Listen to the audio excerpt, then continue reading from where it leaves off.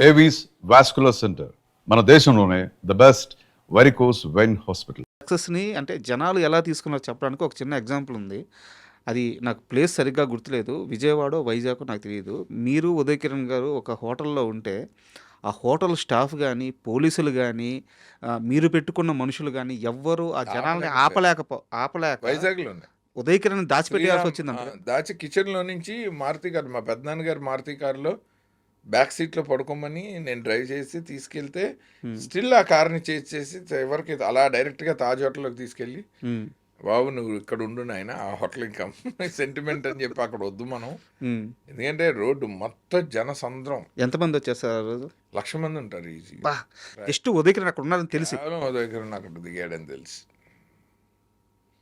Lion king climax చూసారా? Sir. బాహుబలిలో కూడా ఉంటుంది. అవును. అలా నడిచొస్తే అలాగ క్రేన్ అప్ చేస్తే ఈడే మన యువరాజు అని చెయ్యెత్తుతే మొత్తం కింద జన సందోహం. హ్మ్.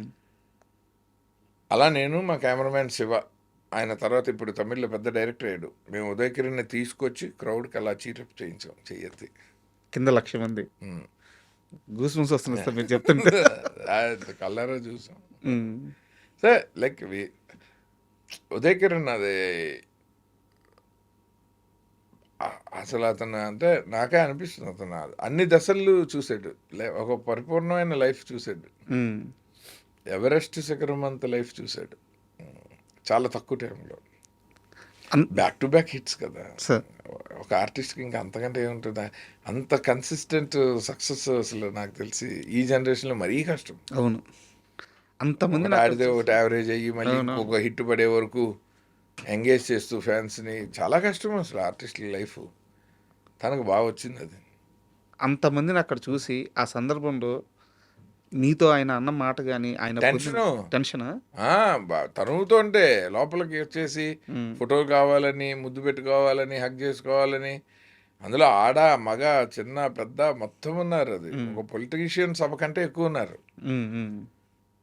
సో వాళ్ళ నుంచి తప్పించుకుని గబ్బా గబ్బా వాళ్ళ అసిస్టెంట్లకేమో మీరు లగేజ్ సర్దండి, మేము ఉదయ్ గారిని తీసుకెళ్ళిపోతాము. మళ్ళీ మన ప్రొడక్షన్ కార్ ఫ్రంట్ సైడ్లు ఇరుక్కుపోయాయి జనంలో. హ్మ్. మన యూనిట్ బూరుపల్లి శివరామకృష్ణ గారు ప్రొడ్యూసర్ శ్రీరామ్కి. సార్. సో మా పెద్దనాన్నగారి కారు నేను లోకల్గా వైజాగ్లో తిరగడానికి ఆయన ఇచ్చారు మారుతి. అదైతే ఎవరికి తెలియదు మారుతిలో దగ్గర వెళ్తాడన్నది ఎవరు గెస్ చేయరు కాబట్టి దాని బ్యాక్ సీట్లో కూర్చోబెట్టి కిచెన్లోంచి బయటికి తీసుకెళ్ళి అద్దాలు పగలగొట్టే రేంజ్కి జనం వెంటబడి హ్మ్. ఫైనల్గా ఒక చేజ్ లాగా చేసి నేను తాజ్లో పెట్టాను అతను. ఆ తర్వాత తాజ్లోకి వెళ్ళిన తర్వాత జగదాంబ థియేటర్ బయట షూటింగు. హ్మ్. కర్తవ్యం అవి చేసిన ఒక మంచి లొకేషన్ కదా వైజాగ్ అంటే జగదాంబ సార్. సెంటర్. అక్కడ కరెక్ట్. ఇతనేమో ఒక మంచి సీక్వెన్స్ అనుకున్నాను. అనితకి ఇతనికి మధ్యలో ఒక టెన్స్ మూమెంట్. ఆశీష్ విద్యార్థి, ఉదయ్ కిరణ్, అనిత. హ్మ్. జగదాంబ థియేటర్ బ్యాక్గ్రౌండ్ నేను చిన్నప్పుడు తిరిగిన ఊరు అంతా ఖచ్చితంగా హ్యాపీగా పర్మిషన్లు పెట్టుకొని ఫ్రేమ్ పెట్టేసాను. పెట్టాలనిపిస్తా ఉంటది. అనిపిస్తుంది. కెమెరా పార్ట్లు విడివిడిగా పట్టుకుని పరిగెత్తాం. ఎక్కడ దాకా వెళ్ళాం భీమిలీ సైడ్. హ్మ్. ఆ జనాన్ని కంట్రోల్ చేయలేక పోలీస్ ప్రొటెక్షన్ పనికి రాలేదు. రోప్స్ పెడతాం అవుట్డోర్ అవును. షూటింగ్ జనం అది దాటకుండా ఉండటానికి అవి పనికి రాలేదు. డైరెక్షన్ డిపార్ట్మెంట్ ఎవరు ఏ కారు ఎక్కారో తెలీదు. సార్. కెమెరా పీసులు కెమెరా కాస్ట్లీయెస్ట్ ఎక్విప్మెంట్ లెన్స్లు దొరికినట్టు జేబుల్లో వేసుకుని చేతుల్లో పట్టుకుని పరిగెత్తాము అసలు హ్మ్. కకావికలం. ఆ రోజు షూటింగ్ మళ్ళీ సీన్ మార్చి హ్మ్. వేరే లొకేషన్లో ఇంకో సీన్ ఏదో చేసి మళ్ళీ నెక్స్ట్ డే దీనికి మ్యాచింగ్ ఇంకో లొకేషన్ ఎక్కడో పట్టుకొని క్రౌడ్ లేకుండా ఇంక రోజు ఇంక వైజాగ్లో అవుట్డోర్ తనతో చేయలేను అని డిసైడ్ అయ్యి హ్మ్. హైదరాబాద్కి షిఫ్ట్ అయ్యి స్టూడియోల్లోనూ ఇళ్లలోనూ మొత్తం రెగ్యులర్ షూటింగ్ మార్చుకోవాల్సొచ్చింది. లొకేషన్స్లో చేసుకున్నాం. సుల్తాన్ బజార్లో మన వాళ్ళు బాగా కోఆపరేట్. అప్పటికి మనకి సుల్తాన్ బజార్ బాగా సార్. Regular location. సార్ 'మనసంతా నువ్వే' ఇంత పెద్ద సక్సెస్ తర్వాత ఓకే. ఉదయ్ కిరణ్ గారి క్రేజు ఇవన్నీ ఓకే. బట్ నాకు తెలిసినంత వరకు చాలా పెద్ద పెద్ద హీరోలతో మీకు ఆఫర్ వచ్చింది. పేర్లు కూడా చెప్తాను కరెక్టో కాదో బట్ ఇవి విన్నాను నేను. 'చిరంజీవి' గారు కథ రాసుకోమన్నారు. 'మహేష్ బాబు' గారి ఆఫరు ఉంది. అండ్ 'పవన్ కళ్యాణ్, జూనియర్ ఎన్టీఆర్' నాకు తెలీదు. బట్ అవి కూడా మీటింగ్స్ అయినాయి అని చెప్పి చాలామంది చెప్పారు.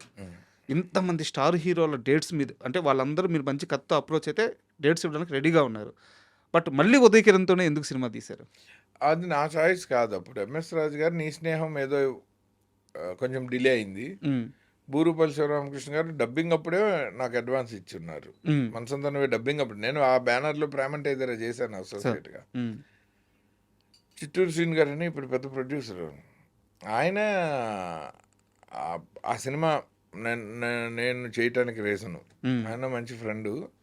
నాతోటి ప్రేమంటే ఇద్దరు అప్పుడు ఆయనతోటి మేము ఇద్దరమే లొకేషన్ స్కౌటింగ్కి అన్నిటికి వెళ్ళేవాళ్ళము.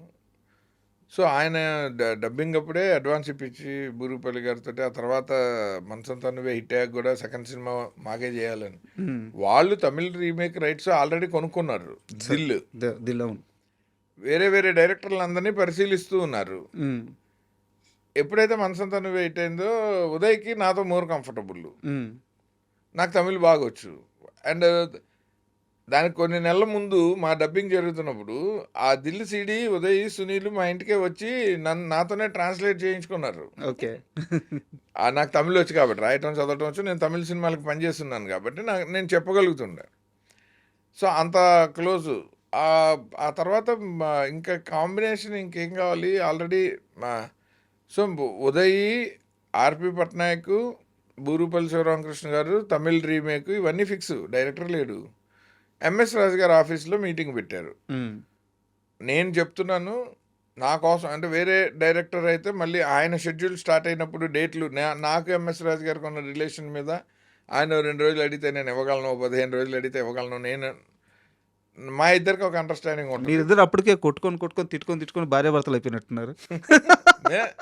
అది ఎప్పుడు ఉంటుంది. నాకు ఇవాళకి ఆయన అంటే చాలా ఇష్టం. ఎందుకంటే I love him as a producer. అంత ప్రేమ సినిమా మీద నాకు నేను చూసిన ప్రొడ్యూసర్స్లో రామానాయుడు గారి తర్వాత ఈయనే చూసా. సార్. సురేష్ బాబుని చూసా. అంటే వాళ్ళు ఇంకా సినిమా తప్ప వేరే యావలేని వాళ్ళు. అందుకని అలాంటప్పుడు కొంతమందికి వాళ్ళ ఇన్వాల్వ్మెంట్ ఇరిటేటింగ్ ఉంటుంది. కానీ నేను ఐ యూస్ టు ఎంజాయ్. నాకు అసలు అలాంటిది ఏం లేదు. సార్. నాకు as long as the contribution is right fitting in to my work నేను తీసుకుంటా. లేదంటే ఎలా చెప్పాలో కూడా నాకు ఐడియా ఉంటుంది. అందుకని నాకు ఆ బాధ లేకుండా ఫస్ట్ నుంచి. హ్మ్. ఆయనకి నేనంటే ఇష్టం, నాకు ఆయన అంటే ఇష్టం. మా ఫ్యామిలీస్గా కూడా బాగా క్లోజ్ అయిపోయాము. సో న్యాచురల్లీ ఆయన నువ్వు చేస్తే బెటర్ అని చెప్పి ఆయన హ్మ్. ప్రెషర్ చేశారు. హ్మ్. చేస్తే వెంటనే సరే ఎలాగో ఒక క్విక్ రీమేక్. నాకేంటంటే ఇంకా మనసంతనువే తర్వాత అందరు లవ్ స్టోరీలు చేద్దామంటారు మళ్ళీ ఉదయ్ కాంబినేషన్లో. ఇదైతే ఒక డిఫరెంట్ యాక్షన్ జానర్. సో నేను I can keep Manasantha Nuvve in a respectable place by not doing another love story. Sir.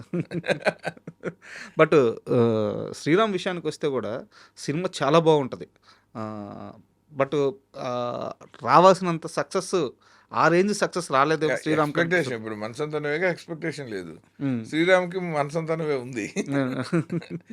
పైగా మిస్టేక్ ఏంటంటే నేను చెప్తూనే ఉన్నాను. మొహబ్బతే లాగా వాల్ పోస్టర్లు వేయకండి. ఇది ఒక యాక్షన్ సినిమా అని ముందు చెప్దాము. హ్మ్. హ్మ్. ఉదయ్ కిరణ్ని వాళ్ళు ఆడియన్స్ ప్రేమించిన విధానం చూస్తే నాకు భయం వేసేది. శ్రీరామ్లో అతన్ని యాక్సెప్ట్ చేయరా. ఇప్పుడు ఒక్కొక్క హీరో మాస్ ఇమేజ్ ఉంటే విలన్ని కొడితే పరచూరి వెంకటేశ్వర గారు చెప్పారు విలన్ని కొడితే కొట్టు అదోనే అన్నట్టు ఉండాలి. ఒక్కొక్క హీరోకి మంచి క్లాస్ ఇమేజ్ ఉన్నప్పుడు విలన్ని కొడుతుంటే అయ్యో పాపం కొట్టగా దెబ్బ తగులుతుంది నీకు అన్నట్టు. అప్పుడు ఉదయ్ కిరణ్ పరిస్థితి అదని. హ్మ్. సో ఇతన్ని రైట్ ఫ్రమ్ టీజర్ నుంచి శ్రీరామ్ ఒక యాక్షన్ సినిమా అందుకే దిల్ టైటిల్ వద్దన్నాను. హ్మ్. తమిళ్లో వర్కౌట్ అయింది కానీ తెలుగులో దిల్ టైటిల్ వదిలేయండి. దిల్ రాజు గారికి వినాయక్ గారి సినిమాకి వాళ్ళ ఫస్ట్ ప్రొడక్షన్. ఓకే. సో ఆ టైటిల్ ఇచ్చేసాము. ఎందుకంటే నేను ఖచ్చితంగా పెట్టనని చెప్పాను. హ్మ్. అయితే పక్కా యాక్షన్ సినిమా అందుకని కొంచెం ఫెరోషియస్గా ఉండాలి. సో హీరో క్యారెక్టర్ పేరే పెట్టేద్దాం శ్రీరామ్ హ్మ్. అని. ఇది ఒక యాక్షన్ ఫిల్మ్ కింద దీన్ని పబ్లిక్లో పొజిషన్ చేద్దామని నేను. ఎందుకంటే ఆ ఎక్స్పెక్టేషన్ తోటే వస్తారు, అది లైక్ చేసే వాళ్ళు వస్తారు. థియేటర్‌కి వాళ్ళే పెద్ద వస్తారు. హిట్ అయ్యి ఉండే హ్మ్. ఆయన వినలే, మీకు ఏం తెలియదు అన్నాడు ఆయన. హ్మ్. అని అచ్చు మొహబ్బతే లాంటి పోస్టర్లు ఫస్ట్ పోస్టర్లు I was so disappointed. 24 sheet మంచిగా మొహబ్బతే లాగా ఆకులు పడుతూ వైలిన్ వాయిస్తున్న షారుఖ్ ఖాన్ ప్లేస్లో ఉదయ్ కిరణ్ ఆ డిజైన్ చేసి ఇది కాదురా సినిమా తీసింది అది కాదు కదా. అది కాదు. నేనే డిసప్పాయింట్ అయిపోయానంటే సినిమా అని ఎడిటింగ్ రూమ్లో సినిమాకి పోస్టర్కి అంత గ్యాప్ ఉంటే హ్మ్. అండ్ రెండో మిస్టేక్ ఆయన ఏం చేశారంటే ఆయన థియేటర్లు నాకు ఫస్ట్ వీక్ కలెక్షన్లు చాలు సెకండ్ వీక్ నుంచి థియేటర్లు షిఫ్ట్ చేసేసుకోమని లెటర్ ఇచ్చేసారు ఆల్ మేజర్ సెంటర్స్. అదేంటండి మనం కొంచెం పబ్లిసిటీ చేద్దాం. అండ్ అన్నింటికంటే పెద్ద మిస్టేక్ ఏంటంటే ఇదే చాలామందికి లెసన్ కూడా. మనసంతా నువ్వే ఎంఎస్ రాజు గారు ఆ సినిమా హిట్ కోసం ఆయన దాన్ని ఓన్ చేసుకుని ఆయనే ట్రావెల్ చేసి దాన్ని హిట్ తాలూకు ఫలితాన్ని పూర్తిగా ఎంజాయ్ చేశారు ఆయన ఆ రిజల్ట్ని. సో ఆయన మోర్ సక్సెస్ఫుల్. బూరుగుపల్లి శివరామకృష్ణ గారికి వచ్చేసరికి మనసంతా నువ్వే కాంబినేషన్ మీద టేబుల్ ప్రాఫిట్ వచ్చేసింది. ఓకే. సినిమా రిలీజ్కి ముందే ఆయన he was in to profits, huge profits ఆయన జీవితంలో. సినిమా తీసాక కూడా రాని ప్రాఫిట్స్ రిలీజ్ ముందు వచ్చేసింది.